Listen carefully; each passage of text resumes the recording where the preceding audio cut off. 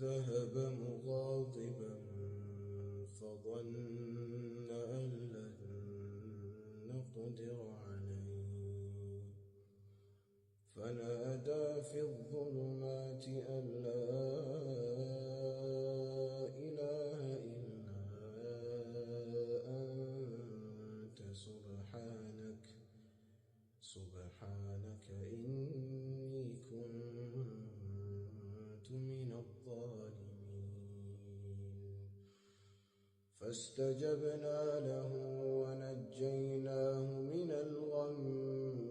وكذلك ننجي المؤمنين وزكريا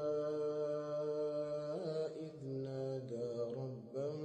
رب لا تذرني فردا وأنت خير الوارثين فاستجبنا له ووهبنا له يحيى وأصلحنا له زوجه